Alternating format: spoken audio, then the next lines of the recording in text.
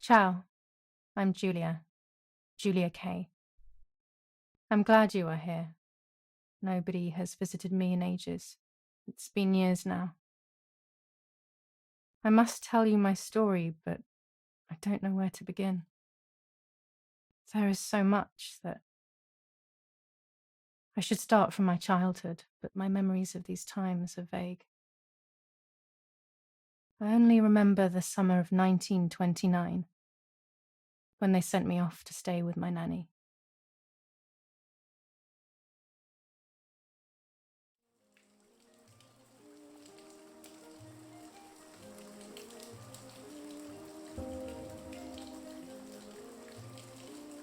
Nanny, will you tell me the story of the White Lady? No, little sparrow. Not tonight. A fog is coming, see? Yes. I know that when it's foggy, the lady kills young women. But why is she so evil? You see, Julia, pain and suffering can make us do evil things, even if we're not actually bad. Just like soldiers have to kill other soldiers. I like the lady, I've decided, Nanny. She must be in so much pain. The poor dear. She still scares me a little, though. Soon I'll be a young woman, and she could kill me. Does she kill those who love her? Of course not. That makes me feel better because I love her. But what about Martha? Would she be in danger? Your sister is with your mother, so do not worry. Do you miss them? No. I mean, yes, I miss Martha a little, but I love spending time with you. Now, go to sleep, little sparrow. It's getting late. Okay, Nanny. I'll go to sleep and dream of the lady. Was she beautiful? She was beautiful. Yes, very much so. Then she'll be beautiful in my dreams. And will I be beautiful just like her? You'll be even more beautiful. Listen, Nanny. Since the lady won't harm me because I love her, and since you're not a young woman, could you tell me her story, even if it's foggy outside? Please. Oh, please. Then I'll sleep. I promise. Oh, all right. You always get your own way.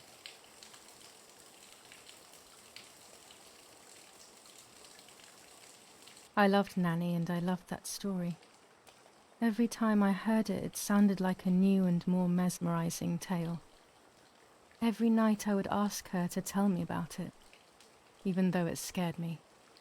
Even now I can remember every single day of that time and how happy I was.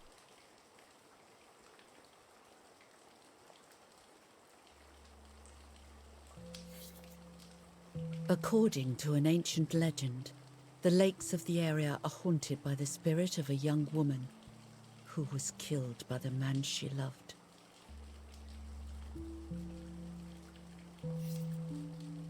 She was expecting a lover's stroll by the lake, gazing out at the old tree growing on the lake's island.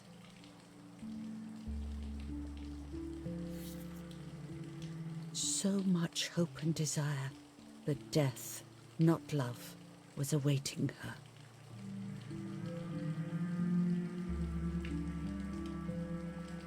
Oh, the poor dear. That's not fair.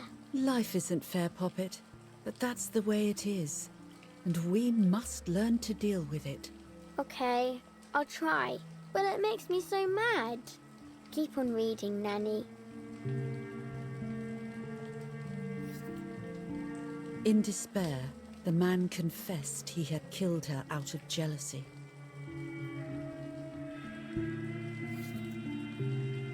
So he was hanged on the small island, in the middle of the very same lake where he had killed the girl.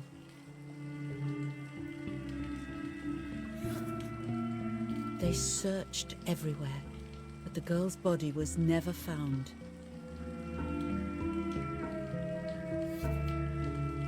Since then, her spirit, known as the White Lady, has been imprisoned in the depths of the lake. She grieves eternally for the loss of the man she loved. When fog arises, The White Lady is known to leave the waters of the lake and roam the woods, looking for her long-lost love in vain. Within the fog of dawn, hunters have claimed to hear the wailing of a woman in the distance.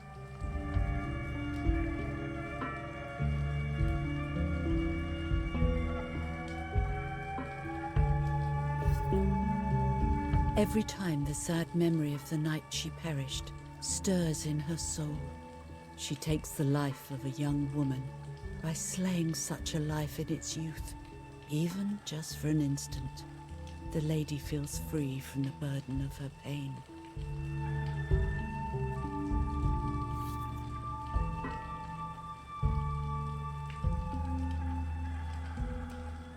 Good night, Nanny. Good night, my love.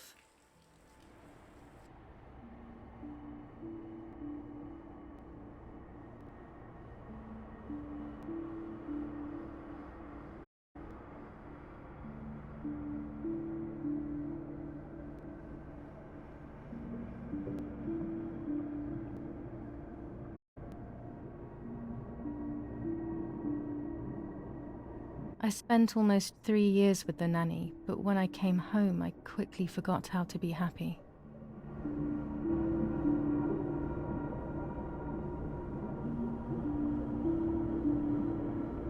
My memories do not return until 15 years later, in 1944, when I stayed in that house. I enjoyed setting up cameras in the woods by the lake. My father created a device that attached to the cameras. It would make them take pictures at set intervals. I was trying to photograph animals, or whatever else was in that damned place.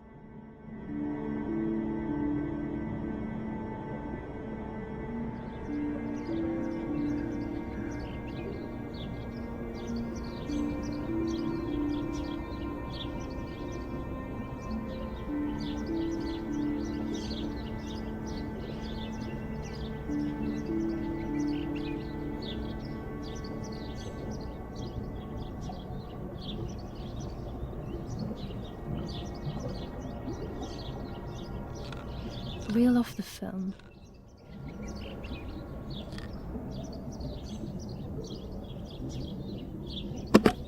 Open the camera.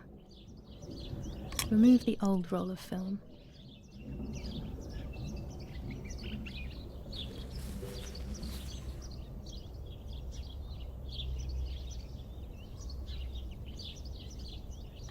Put the new film in.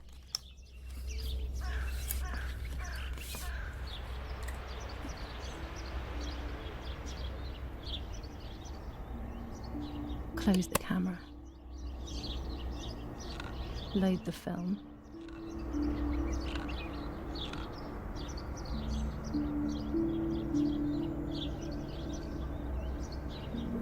Activate the timer.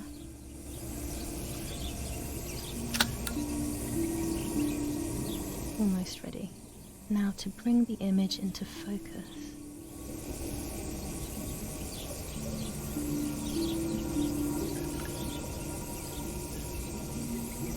There's something floating on the surface of the water. If I frame it better, I might be able to see what it is.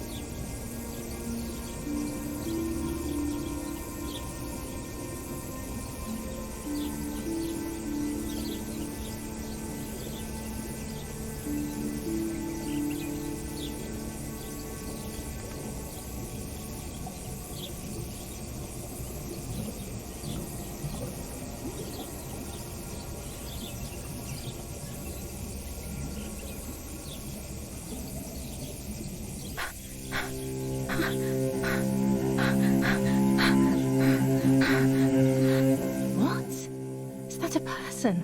I must help them.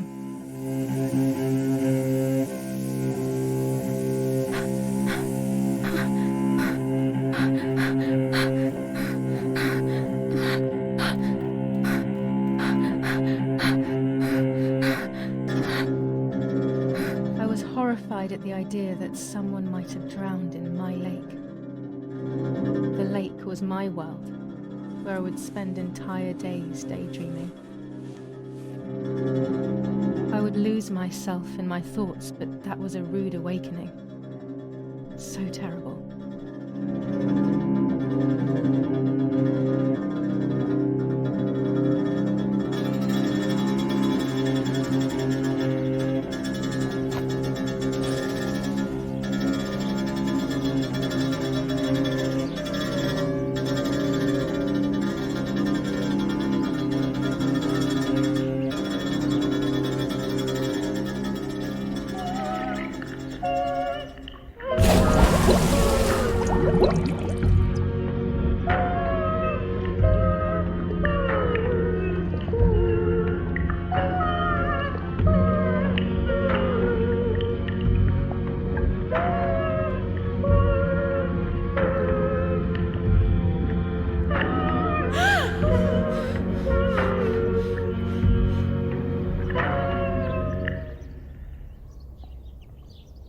I instantly noticed that the person was wearing one of my dresses.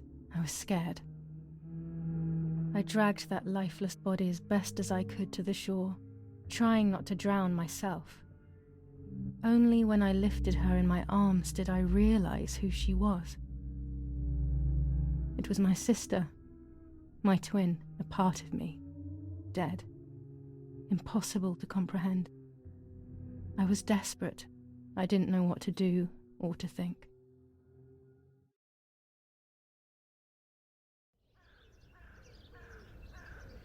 I have to stay calm. Martha is not dead. It's not possible. It's not true. There's no need to worry. Everything is fine. Everything will be fine. I have to stay calm. Martha, February 26th, 1923.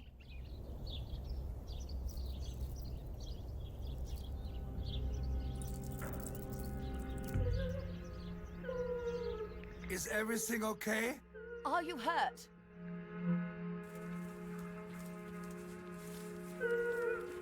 What are you doing? Go, Eric, run! My parents ran towards me. My mother hugged me. She, who detested me, was now cuddling me. Her warmth filled me with life, and the pain became bearable. I felt protected. Martha, are you okay? She asked me, speaking slowly in order to let me read her lips. She thought I was deaf. She thought I was Martha. I didn't want the moment to fade, so I meekly nodded my head. I didn't realize I had done something that couldn't be undone.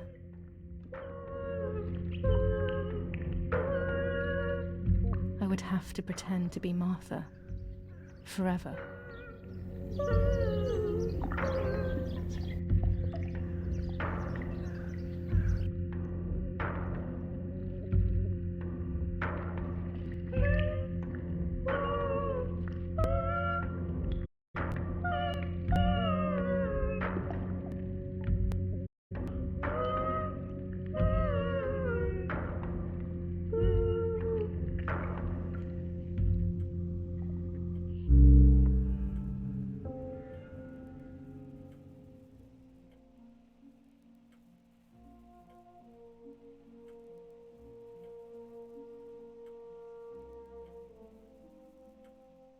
O Lord, who gives life to the dying, let your sacrifice of love be offered for Martha's soul.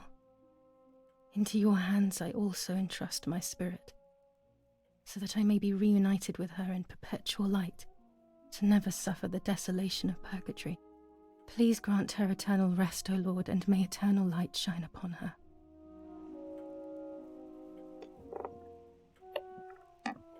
Erich, did you remember to light the candles in the hall? People will be here soon. Mummy always finds something for everyone to do.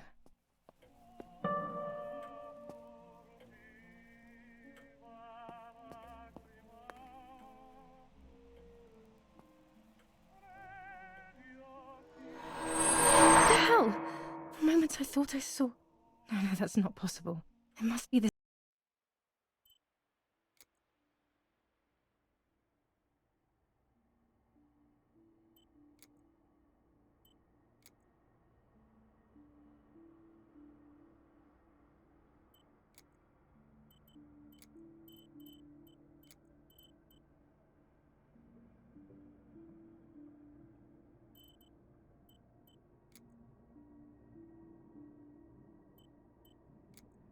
whole situation making me see things that don't exist.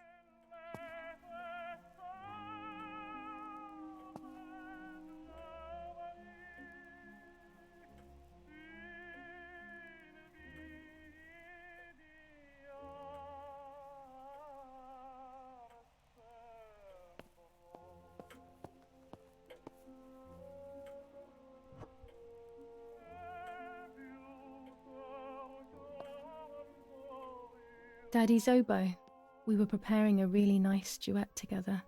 On the rare occasions he's at home, that is.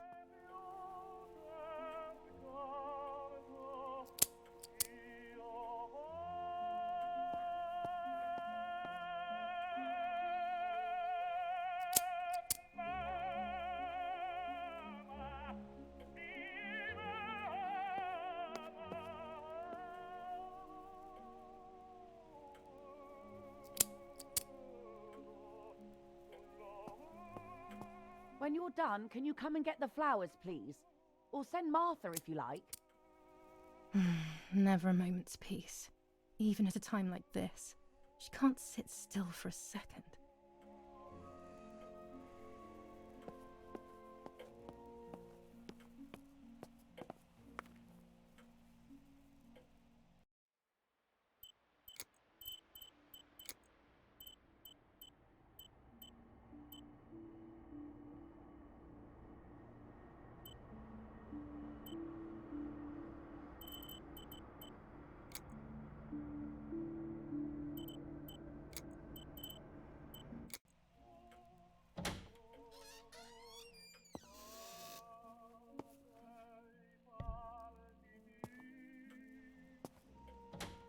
Everything always has to be perfect with her.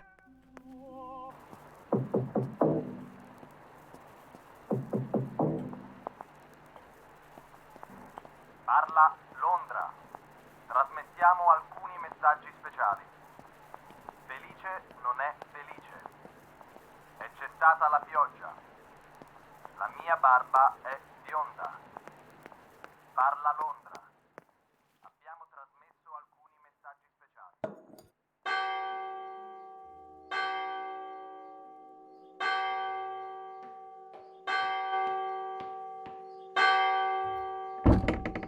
What's happening? Who closed the door?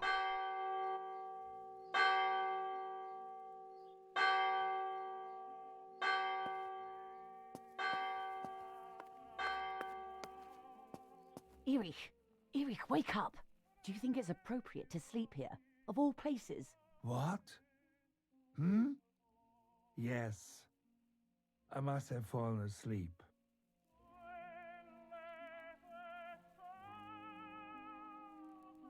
What are they talking about? You can't stay here forever. Why don't you go to bed? No. I want to stay with my daughter. Your daughter? Your daughter? You have another daughter, you know. The one who's still alive. Remember? What are you talking about, Irene? Julia is dead.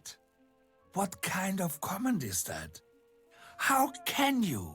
You should be thinking about Martha. Julia harmed Martha. You know that, right?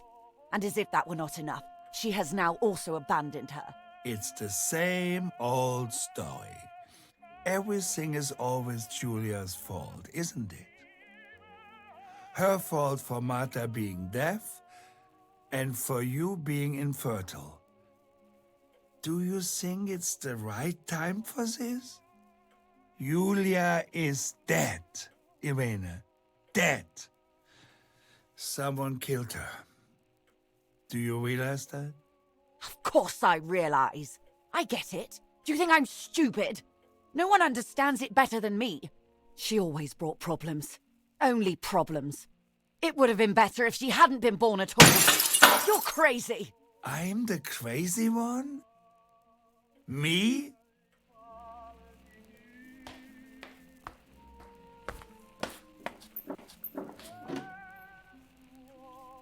They have done this to get at me, yes. Your death is all my fault. All I could ever do for you was hurt you, Julia. My poor, sweet, crazy girl. What will I do without you? What will life be like now? All the time I didn't spend with you. But now I'm home. We can go fishing together. We can take pictures of butterflies. No. We can't do anything together anymore, can we? Nothing. I miss you, Julia. I miss you.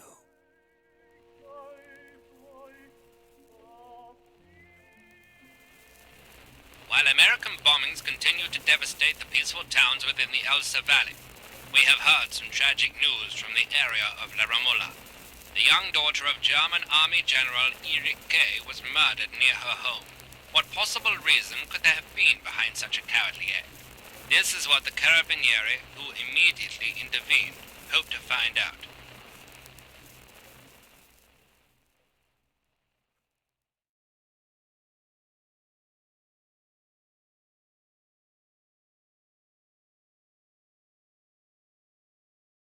Mother didn't seem to suffer from the situation.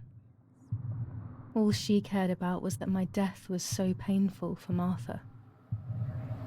But not having me around anymore must have been a great relief to her. At the end of the day, it was better for everyone that it was me who died. And it was better for me too that people thought that. But the guilt began to consume me. That's when I started having horrible nightmares.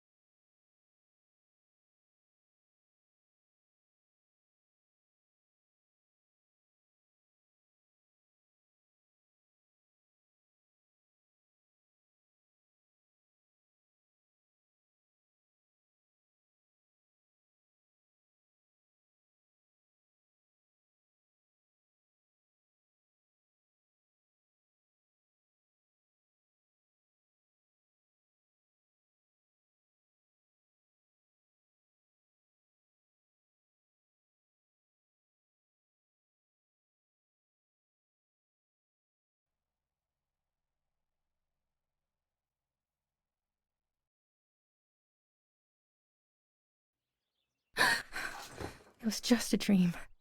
A horrible dream. That horrendous woman and the face.